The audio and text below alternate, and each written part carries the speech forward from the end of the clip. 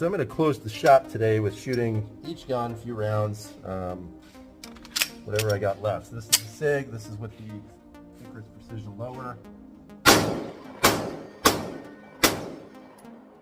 perfectly flawless, easy to shoot, not a surprise. This is going to be the Smith & Wesson that I carry top. So far this one's been really nice too.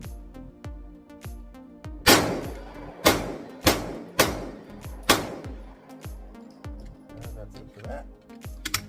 And finally, MC9 LS.